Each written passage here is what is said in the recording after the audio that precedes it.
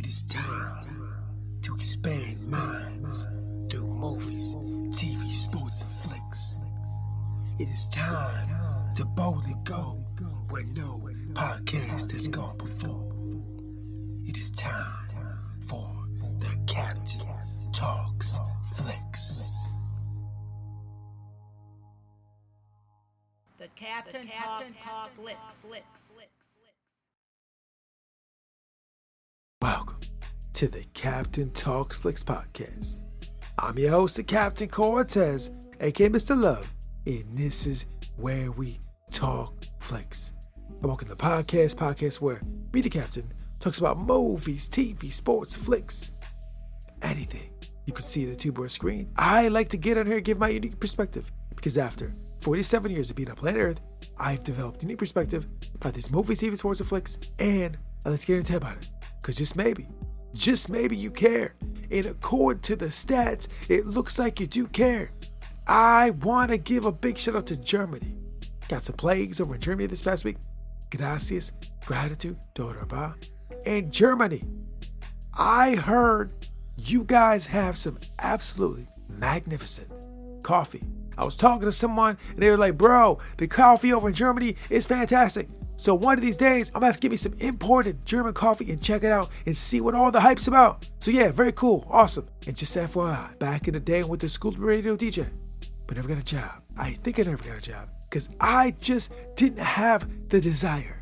If I would have had the desire, then maybe that would enable me to become a radio DJ.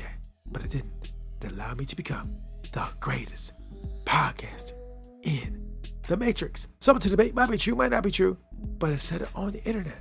So it's gotta be true, right?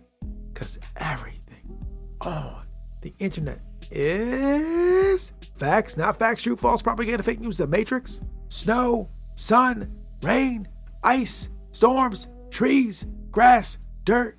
I don't know. I didn't make the internet. Ask the people that made the internet. So when you're online, just be aware, just watch out. Anyways, get ramble out there, but let's get right into the podcast. But first, a word from our sponsor. Ladies and gentlemen, do you like rap? Well, a while back, I rapped again. I dropped a song called King.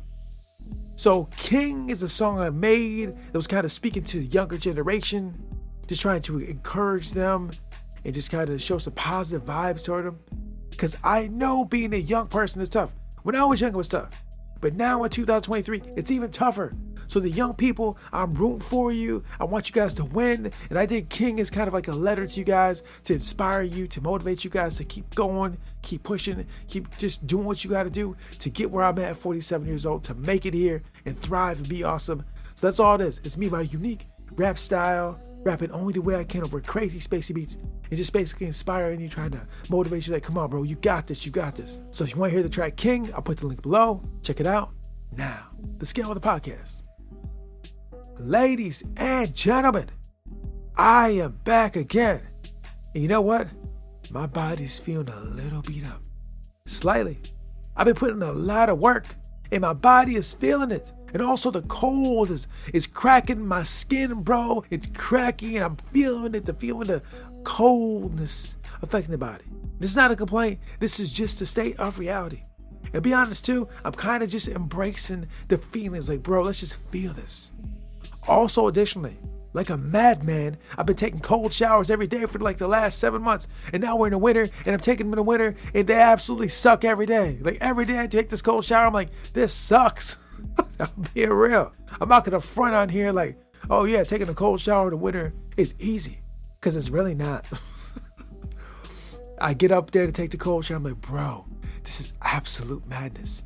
And I get in there and I do it. And like after I feel good. But that first like whatever minutes or whatever in that ice cold water, I'm like, bro, this is madness. And it kind of is. Who does that? But the captain does it because the captain is trying to change his life. So anyways, yeah, body's a little achy, a little brutal cold showers, cracking skin, whatever. It doesn't matter. This is life. I'm a human being. I'm alive. I'm blessed to be living. Yes, I'm alive. I'm living. I appreciate it. Thanks to the Most High for keeping me alive one more day. Beautiful. Love it. So anyways, that is what's going on in my world. But now it is time to podcast.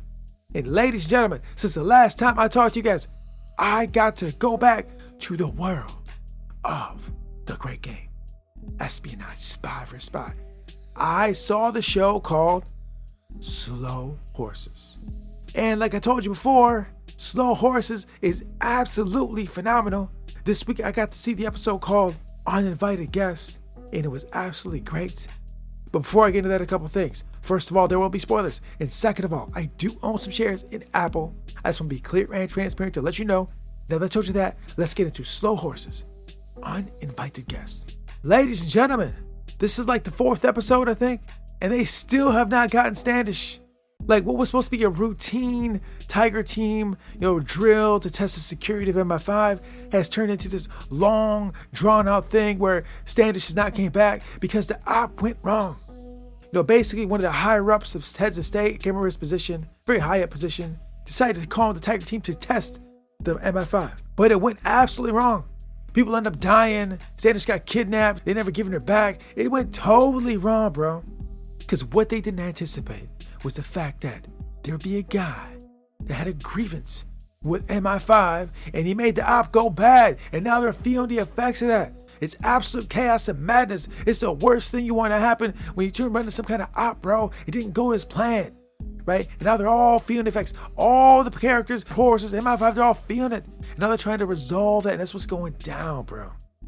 And we get to see Jackson Land do the thing to try to get Standish back, and that's what's going on in this episode. Very cool. You should check it out. It's very awesome. But what I want to do is what I always do, get into one particular thing about the show that I kind of want to expand about a little bit. And in the show, the guy that's got Standish, I think his name is Donovan, the one that's been grieved, he's mad because his lady died at the hands of MI5, allegedly. And so what he wants to do is he wants to get access to this warehouse. There's tons of files. He wants to get a particular file, right? So he's kidnapped Standish. Him and his crew have kidnapped Standish in order to get at this file, right? So they go to this place to get the file with the guidance or chaperone of the wild horses, right? So that's happening. But what I want to talk about, though, specifically about that, is that they go to this big old building, big old like a warehouse, just full of all types of files, all types of paper files and folders, files upon files upon files. And I'm watching like, bro, imagine having to organize those files. So like in my casa at my house, I got a lot of paperwork, a lot of different things. And it's not as big as this warehouse, but just organizing my paperwork in my house sometimes can be maddening. And I don't even have that much. But having this big old warehouse full of files, paper files, and just organizing it. Absolute crazy. And then I went on to think, right? Like, imagine like you as a person, and there's probably a lot of organizations, there's probably a lot of things you belong to where files are kept on you. Now, I know we're in the digital age, a lot of it's digital, but I'm sure a lot of things you belong to probably still have paper files.